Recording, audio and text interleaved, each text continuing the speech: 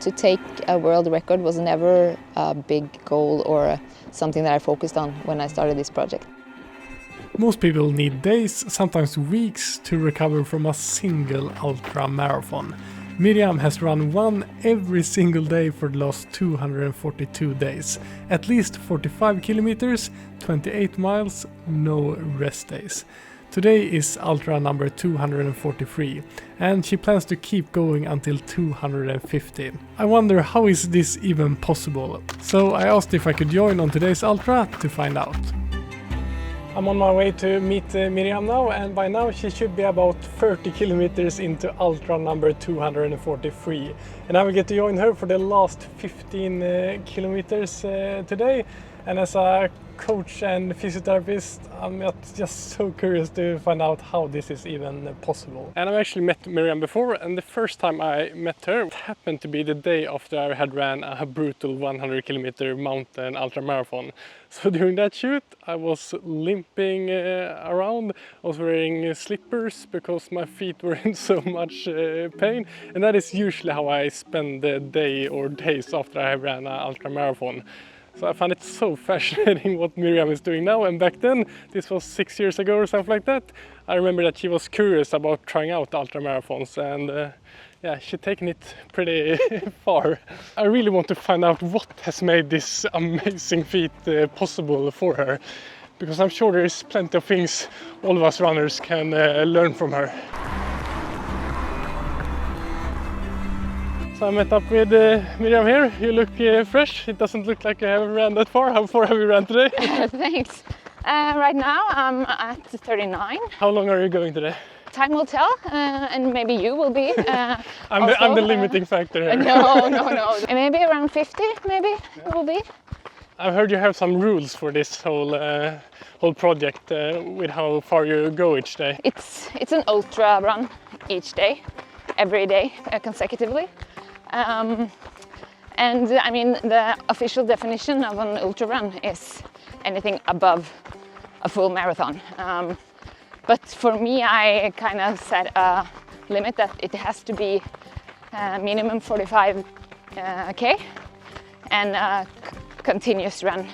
So, I mean, of course, I can stop and go to the toilet and get some food and stuff if I need. So most days I've been averaging around 50 or 55. And how does it feel now? Do you have any pains on small niggles, or your body still working? Yeah, it's actually not that big difference between day 243 and 170, if you know.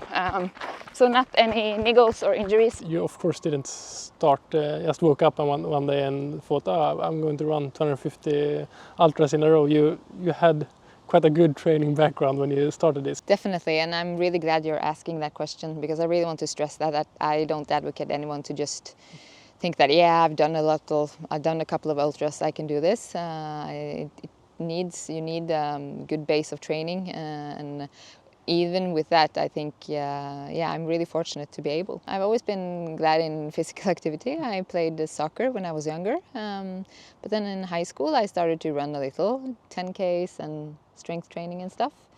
I lived 1 year in Portland, Oregon, where I did some cross-country running, and I started to understand that, wow, running is pretty cool. But I would say that it's the last maybe 3 years that I've been doing these distances that I'm doing now. But I've always liked to just keep on going. This project is more kind of on the logistical side, I feel, to make it adapt to your everyday, the total stress amount, work, everything. So right now I feel, at least I can try to say it out loud, I'm quite confident that I will make it. But I mean, anything can happen. From what I understand, you still work almost full time now, or? Yeah, I do.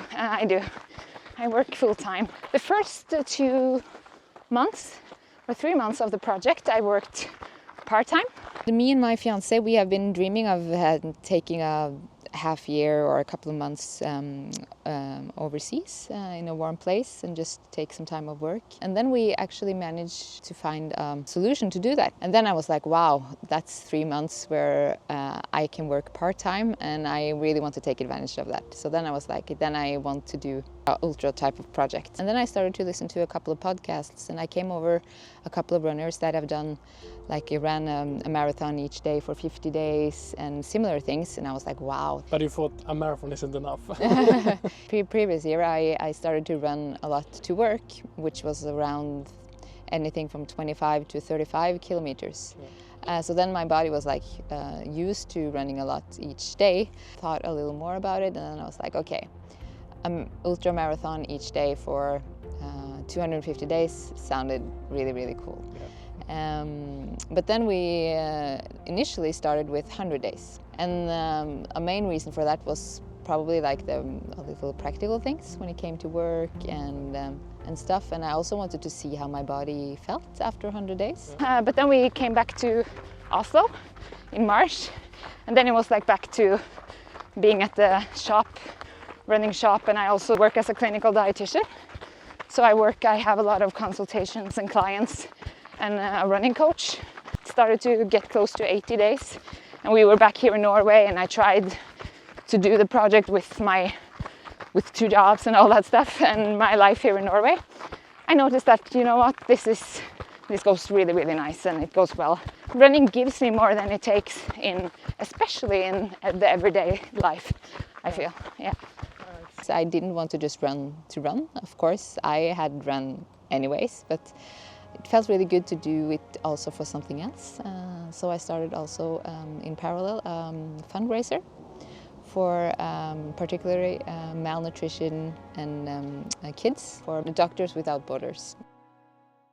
It's really fascinating and hard to understand from someone looking from the outside that it's possible to run 5 hours and everything that comes with that, the recovery and the nutrition, and then be able to manage work as well. Yeah.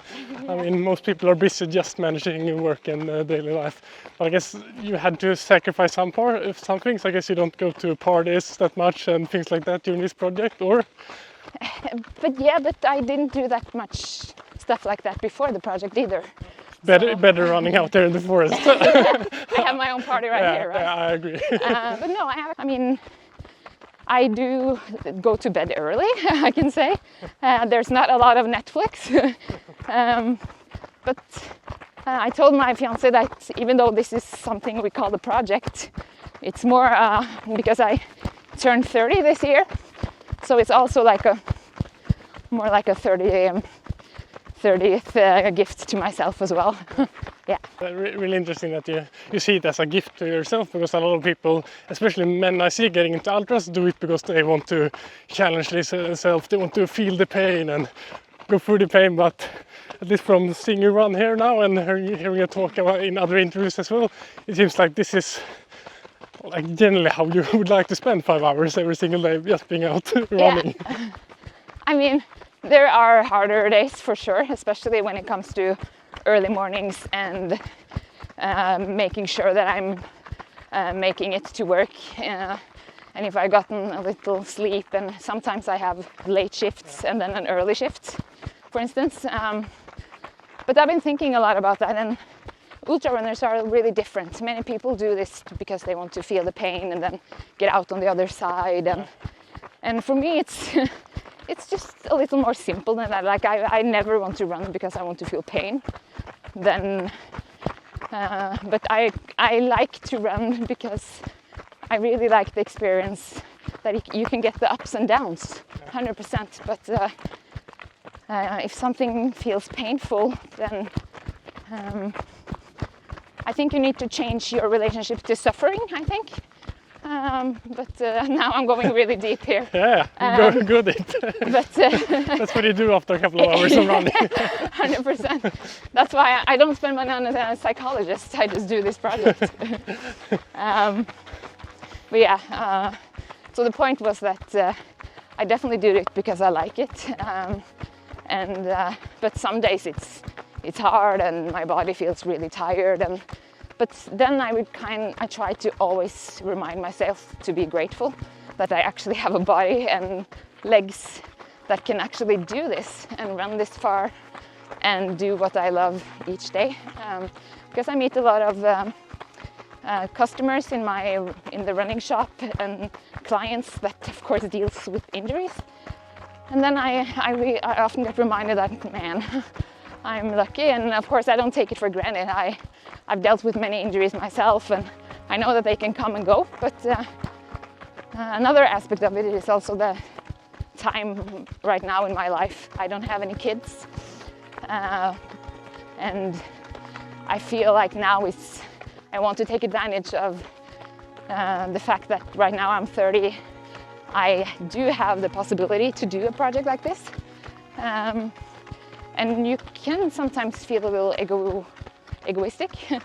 You talked about that the people around you have been really supportive throughout this project. How important have that been to be able to do this thing? I think it's a really important factor to not feel like this is my own type of project and I'm doing this by myself. And now I know that, for instance, my fiance feels like I spend way too much time running, and he's been, I want to highlight my fiance Andreas, which is also really, he loves to run as well, a little more like on the 10K half marathon type of distances, but we share each other's training and we still support each other. And if he needs to wake up early, I help him and he helps me. And I think that's if he wants to run longer one day and I want to run longer, we support each other and never are angry at one another because we want to train. So I think that's something that we're lucky to have now in the period where we are in our life when we have time. From what I understand, at least it's no woman has ever ran this many ultramarathons in a row, and it's some sort of unofficial world record. And I mean, it is extreme. You need to admit that. 100%. It's pretty extreme. 100%. It's really, really extreme, and I definitely don't think that anyone can do this. Definitely not. And I don't advocate anyone trying to do this without have built up a solid base and mileage and everything. And I think I would be mentally ill if I didn't say that this was extreme. I would say that running a single ultramarathon is not the best thing you can do for your pure health. And running 250 in a row, do you agree that it's not the most healthiest thing you can do? Definitely. This is not healthy, and I mean, I don't do this because this necessarily makes me a better runner in any way. My health has been the most important part, and that's also why I started with initially 100 days. I wanted to see how my body would adapt to this and how it would feel, how my menstrual cycle and my bones and blood measures and also my everyday mood and energy levels would feel. But when everything felt so good and all values and everything was right after 100 days, it felt really good, and I felt really confident that to expand to 250 days is safe from a health perspective. But like I mentioned, if my body would tell me on day 170 that now it's enough because of health or something else, I would finish. Even though it's maybe not the optimal thing you can do for your long-term physical health, it can be good for your mental health, because I mean what you're doing now is you're realizing a dream you had and something you, I guess, have thought about wanting to do for a long time, and that will give you a lot of mental strength for the rest of your life, I would say. 100%. I would always look back on this project and the days where I had to cut my run short because I needed to make the bus or because my kids were screaming and I wanted to just run longer. I would always look back on this period and be like, man, you know what? You had the 250 days where you ran every day. You talk with a lot of runners in both your roles at work and And in your everyday life, how do people react when you say that, I'm running an ultramarathon every single day for almost a year? The people that have, for instance, ran a marathon and also do ultras feel like they are more like, wow, because they've been close to it many times, so they're thinking... And they know how you feel the day after. Yeah. I don't know if you remember, but the first time we met, it was like the day after I had ran a pretty rough 100-kilometer ultramarathon. How can I forget those flip-flops? Yeah, I was limping around with flip-flops. And I mean, that's how it's been for me, the days after the ultra. So, like, the thought of running another ultra the day after that, and then another one, it's hard to understand. It's super, like, inspiring and fascinating that you or any human body can actually do it. And it means you can, if you do the right things, you can tolerate a lot of running.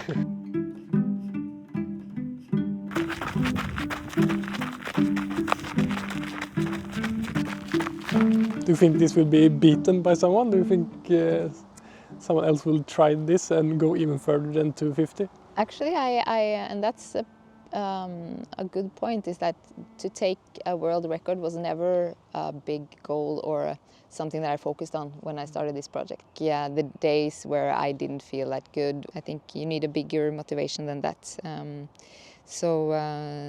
But I mean, it is cool to say that at least on the paper that no one else has done it yet. Yeah. But I think I probably think that there's many other out there that do a lot of crazy hairy stuff, and I think you need to do it for the right reasons. Yeah. And I think that has been the coolest thing for me now, getting to spend some time with you and joining you for this run, that it's at least to me really obvious that you are doing this for good reasons. You're not doing it for bragging rights or to show how tough you are. It's clear that you love this thing. This is what you want to spend your time on, being out running for hours each day. 100%.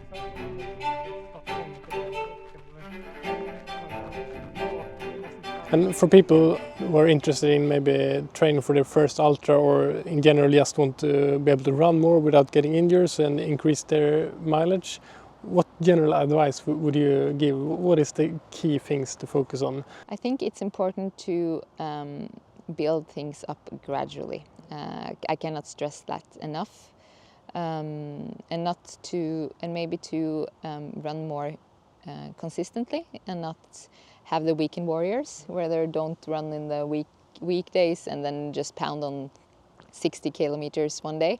So make your body used to running maybe every day.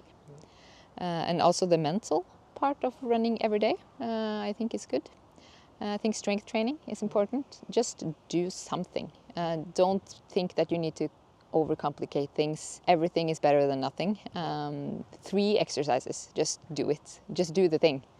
Yeah. And it doesn't need to be 1 hour strength session. It can be 5 minutes and it makes a difference. 100%. That's a big misconception I see with a lot of people I coach and help as a physio as well, that they think it needs to be this massive commitment and then they do nothing instead. 100%. And that takes me to the next part, is don't think that pain necessarily means injury. And that is something that sits really long in my sits really high to be able to say out loud, because I think it's a really hard thing to balance pain versus injury. But I think it's important to not be afraid.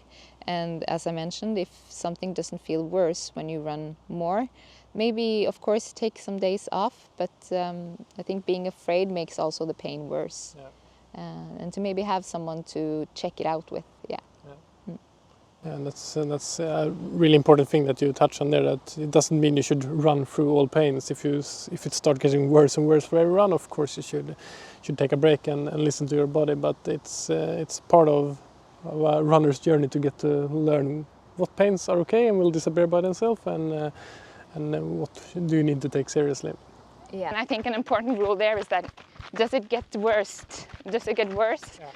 When you run, and the further you run, then that's a clear signal that you probably should stop. So yeah, and each body is different, and when I work with my clients, I'm really focused on that. And in terms of recovering and maintaining your body functioning throughout this thing, do you do anything other than the running? Any like strength training, mobility work, or? Good question, and I do that. I don't have that much time in the morning, but what I do prioritize is a 5-minute, just like a yoga sequence.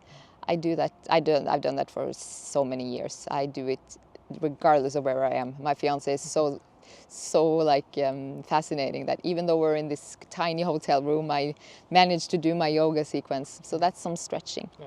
I do that every morning and every time I come home. I tried to maintain strength training throughout the project, but before the project it was a little more structured. I dared to lift a little more heavy. Yeah. Now it's been just maintaining, and also because I love strength training, I think it's cool. So 2 times a week, one upper body and one lower body workout. But other than that, it's eating good and sleeping good and laughing good. Yeah. How do you manage to get enough energy during the run and during the day to recover and have this being sustainable? Yeah. That's a really, really good question, and at least an important question. So I'm not an advocate of having like a plan and counting calories and counting macros and everything. I'm a really supporter of eating normal food and what you want and listening to your body. But that's probably something that I needed to do differently during this project, because hunger and fullness is not necessarily what I can follow now. I need to eat way more than what my hunger cues gives me. But luckily I love food. If we take it from start, when I wake up, I eat a lot of bananas and I eat normal food. I eat a lot of bananas, peanut butter, jam, milk. Really love milk. And then I run, and on my runs I do a lot of candy, tailwind, sports drink, different types of sports drinks. And then I'm also really focused on getting a meal when I'm finished. Many people ask, what do you think about when you run alone for 5-6 hours? Because I don't listen to music or listen to podcasts or anything. I find that really interesting. Me myself, I'm becoming way too addicted to listen to some podcast or something when I'm out running, but then you also lose that time to be in your own head.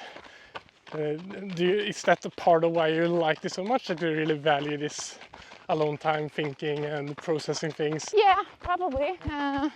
I do, but I also love running with people. Yeah. That's probably something that I'm gonna enjoy more now when the project is over, that I can be more flexible. I can have 2 sessions a day, for instance. The training you have put in now during this project, it gets me excited of what you could do in ultramarathon races. Is that anything you're curious about now after this project will end, to enter some races and see how competitive you can be? Now I'm like, what should I do now? And that's what I've been thinking about, to maybe challenge myself to do a little more races, to see how it is, to actually get out of my comfort zone. After this project, I've been thinking about it, that I can train more specifically towards races. Do you have any that race you would like to do, or something I've already thought about?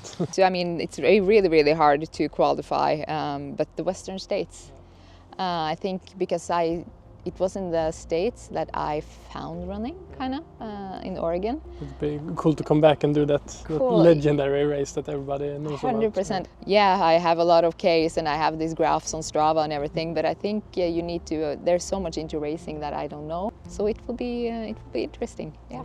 It'll be interesting to see. At least I'm very, very curious to see, and I wouldn't be surprised if I see your name very high up in the result list in some of these major ultras in the future. You're on day 243 now. We're approaching the end of these 250 days that you set out to do. How does it feel that it's soon over? A little, sad. But at the same time, I feel like it's when you set a goal and you kind of make a project, like it has to end sometime. And from a practical standpoint and everything, it feels really okay. 250 is it's fine. Like my body and work and mind could probably push it to, I don't know how many days, but that's maybe the answer there. Like where does the end go? Like when would it be like my knee that says that it has to stop, or would it be my boss, or would it be my fiance? So I feel like it's a really good, nice place to stop at 250. I feel like that's what I initially like felt was a good number. Like one part of me was like, oh man, it's only 5 days left. I need to just run a bunch and enjoy. But then I was like, you know what? I mean, this was my project. I can still run heaps after the project as well, and I'm probably going to do as well. I'm just going to have more flexibility. Probably going to do more interval sessions, more, yeah, try to train a little differently. Also get a little more into strength training again.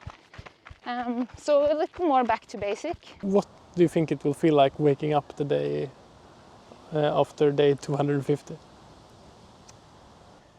A little weird, I think. I'm still going to run ultras during the week to work the days that I can and have time. But I think I need to be prepared that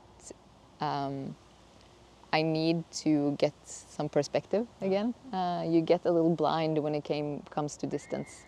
Like 20K is like a 7K, you know. My caption on Strava before the project was that comparison is the thief of joy. So I think I need to be careful not to compare everything to this project. That 30K is a lot. It is for most people. Yeah. We're getting close to that last day of this project. Do you have anything special planned for day 250? Yeah, it's funny that you asked, because I've been thinking about this in my head for a little time. Been like, oh, should I just do it with myself and my fiance, or gather a lot of friends? But now I've come to the conclusion that I will run a long day. I don't know when I'm going to start, if I'm going to run 50 kilometers that day or if I'm going to run 100, I don't know. I need to see how my body and legs feel the days before. And then I will run, and I will meet up with some friends, and they will probably join me for the last 10 or 20 Ks. And then we will finish at the very top at a really nice viewpoint here in Oslo called the Grefsenkollen, where we will pop some alcohol-free champagne and meet my family, and yeah, so it will be just a nice little celebration. And then I'll go home and have a good shower and a dinner that I probably have been thinking about the 8 hours I've been running. Yeah. That sounds really nice. I would love if you could send one clip to me from that finishing that last day, so my viewers can see that you actually got it done as well. Definitely. So there, the ultra of today is done. Oh, no way. We have to round that up. 53.95. Yeah, come on. Oh, that's my OCD right there. No runner can stop at that. You have to cut this out, okay? You cannot. We didn't stop at 53.95. But then we can stop for today. Thanks, Miriam, that I got to join you for a very little part of this massive project of yours. It was a true honor getting to run with you, and best of luck with the last couple of days of this project. Thank you, and the pleasure was mine. It was a really joy to have you with me. Time flew so fast. If you manage to finish, we will cut that in right after this. But before that, if you want to contribute to the fundraiser Miriam has, there will be links to that in the description to this video. Yes, as mentioned, I work also as a running coach and a nutritionist. So just please contact me on email or anywhere else.